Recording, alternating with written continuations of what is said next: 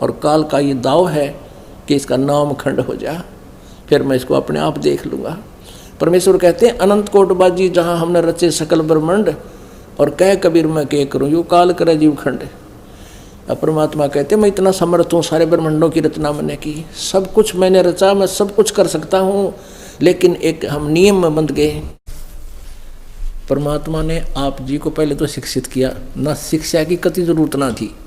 इस शिक्षा ने हमारे को बेईमान बना दिया। पहले हमारे बूढ़े बुजुर्ग अशिक्षित थे, आपस में प्यार था, छल कपट नहीं था, ना गणी माया की दो औड़ थी। इस शिक्षा से हमें अवगुण तो अधिक है, लेकिन एक गुण इसमें बहुत ही श्रेष्ठ है जो सब अवगुणों का नाश करेगा।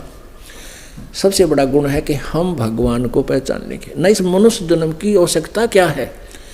आप उदाहरण देख लो, परमात्मा ने भी बहुत से उदाहरण दिए हैं कि सर्व सोने की लंका थी वह रावण से रणधीरम, और एक पलक में राज विराजी फिर दम के पड़े तजीरम। यहाँ देख ले पृथ्वीपति, बड़े बड़े पूंजीपति, फैक्ट्री कंपनियों के मालिक, फैक्ट्रीपति अपने हेलीकॉप्टरों में दबकर मर जाते हैं, और सारे जीवन में माया जोड़ने के लिए होकंड करो कोई भी साधन अपनाना पड़े, पीछे नहीं हटते, और वह माया दरिद्र ही रह जाती है। यदि मनुष्य जीवन का कोई मूल उद्देश्य है कोई, केवल परमात्मा पाना और कल्याण करवाना, जहाँ से हम आए हैं जहाँ कभी मृत्यु नहीं होती, और वहाँ ऐसा ही जन्म होगा, ऐसी सृष्टि होगी एक बार, फिर कभी मृत्यु नहीं, कभी कोई रोग नहीं शरीर में, वृद्ध अवस्था नहीं आवेगी, वहाँ जाएंगे तब हमें सुख होगा। उसके लिए ये मनुष्य जीवन मिला है। बाकी तो ये कर्म पशु पक्षी भी वही कर रहे हैं, जो भक्ति से दूर प्राणी करता है। वहाँ से कागज के नोट बैंक में डाल दिए हैं, कितना 5-4 प्लाट ले लिए, आप मृत्यु होगी, आप तो कीड़ी बन कर कितना बिल में घुस गया, और प्लाटा ने शर्मा मार ले, सारी उम्र खो दी उसके उन प्लाट तोड़ने में, कोठी बनाने में। तो ये अगर मूल उद्देश्य इस जीवन का है परमात्मा पाना है, और आज ये विद्या अक्षर ज्ञान हमें इसका सहयोगी हो गया कि हम भगवान पहचान लेंगे। और इतने कठिन है इस दास के लिए, इतनी कठिनाई आ रही है, जब तक आप इस बात को समझ नहीं पाते दास कहना क्या चाह रहा है। और ये भ्रमित करने वाले जो स्वार्थी संत कहलाते हैं अपने आप को, नकली, वो आपको भ्रमित करते हैं। ये दास यथार्थ ज्ञान बताने वाला एक, और वो भ्रमित करने वाले लाखों और करोड़ों। फिर भी इस सत्य के अंदर इतनी शक्ति है कि ये जबरदस्ती ऊपर आ रही है, और अपने परमात्मा के बच्चों तक ये ज्ञान पहुंच रहा है। अब प्रसंग जो चल रहा है कि वो परमात्मा, वो सत्यनारायण कथा हम आपको सुना रहे हैं। वो सत्यनारायण क्या लीला करता है, वो कहाँ रहता है, उसकी महिमा लिखी कहाँ, वेदों में लिखी है, हम सभी सुनते थे, पहले भी कहते थे। तो अब उस परमेश्वर ने वेदों में भी क्लियर कर दिया, गीता में भी स्पष्ट कर दिया, गीता ज्ञानदाता ने, वेद ज्ञानदाता ने, कि उस परम अक्षर ब्रह्म के बारे में, सच्चिदानंद घन ब्रह्म के बारे में, सच्चिदानंद घन ब्रह्म की ही वाणी में विस्तार से कहा गया है। उस कबीर वाणी में जो लिखा है उस तत्वदर्शी संत ही जानता है, उससे सुनो। और यो संत दास आपके समक्ष परमात्मा ने प्रकट कर दिया, प्रत्यक्ष कर दिया। अब आपकी कमी रहेगी जब नहीं समझोगे तो, भगवान का दोष रहा नहीं। पुण्यात्माओं, परमात्मा का पाना और पूर्ण मोक्ष कराना कति आसान बात है, बिल्कुल आसान, सबसे इजी है। 2 रोटी का धंधा करना भी कठिन है, लेकिन मोक्ष बिल्कुल आसान है। कठिन क्या चीज़ है कि ये विश्वास होना कि जो साधना हम कर रहे हैं ये हमारी सही है, क्योंकि शास्त्र विधि को त्याग कर जो मनमानी पूजा करते हैं, गीता जी अध्याय नंबर 16 के श्लोक 23 अनुसार, उनकी न तो गति होती है, ना कोई सुख होता है, ना उनकी कोई सिद्धि होती है, यूजलेस। इस दास का उद्देश्य है कि आप जी को ये परिपक्व कर दूं कि हम जो साधना कर रहे हैं फाइनल है। फिर तो एक ऐसा मेथड है, ऐसा खजाना दे दिया परमात्मा ने, श्वास और श्वास के सिमरण का। एक श्वास की कीमत भी इतनी ज़बरदस्त है जिसका वर्णन नहीं कर सकते, और वो कोई भी कर सकता है, मजदूर भी कर सकता है, साहूकार भी, सेठ भी, धनी भी कर सकता है, राजा भी कर सकता है, रंक भी कर सकता है, और बहुत आसानी से कर सकता है। लेकिन हमारे ऊपर जो बाधाएं हैं, सबसे ज़्यादा बाधा हमारे ऊपर ये है कि संसार जो साधनाएं कर रहा है, जो क्रियाक्रम करता है, वो शास्त्र विधि त्याग का उस लोक वेद से कर रहा है, और हमने वो करनी नहीं। यदि हम उनको करेंगे तो हमारा नाम खंड हो जाएगा, विधि भंग हो जाएगी, हम फाउल हो जाएंगे, और फाउल होने से गेम में हम हार जाते हैं। तो हम जैसे सीता जी को एक रेखा खींच दी गई थी कि इससे बाहर मत जाना तो सुरक्षित रहेगी, और रावण आया मांगने के लिए, उसने सोचा कि क्या फर्क पड़ता है, 2 कदम रख के रेखा से बाहर आटा दे देती हूँ साधु को। जब ही बाहर गई तो कितना संकट परचेज कर लिया उसने, कितनी मुसीबत मोल ले ली। ऐसे ही ये काल है। परमात्मा ने जो रेखा खींच रखी है नियमों की, इसको ना तोड़ना, सपने में भी भंग ना होने देना। स्वप्न वैसे कहने का भाव ये, सपने में चाहे हो भी जा कोई दिक्कत नहीं।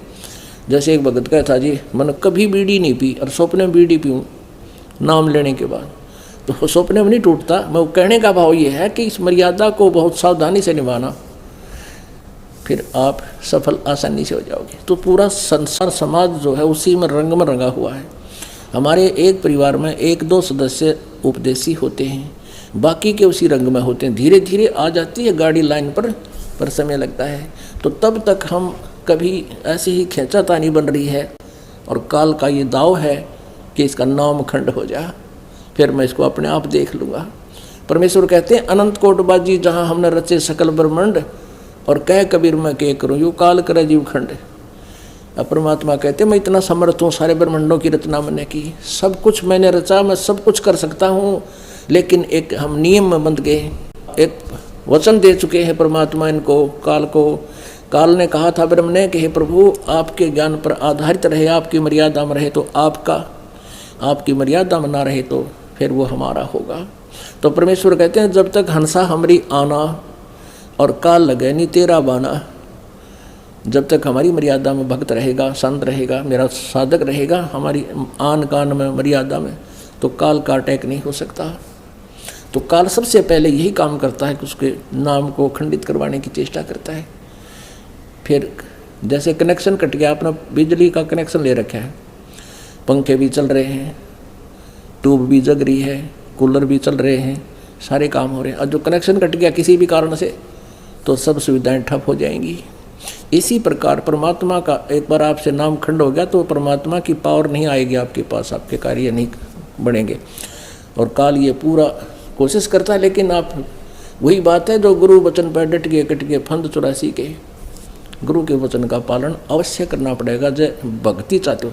तो कहने का भाव यह है कि परमात्मा का पाना सबसे आसान, और नाम उठत नाम बैठत नाम सोत जागवे, नाम खाते नाम पीते नाम से ती लागवे।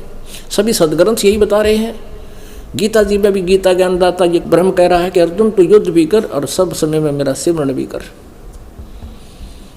यही सूक्ष्म वेद कह रहा है कि नाम उठत नाम बैठत नाम सोत जागवे, नाम खाते नाम पीते नाम से ती लागवे।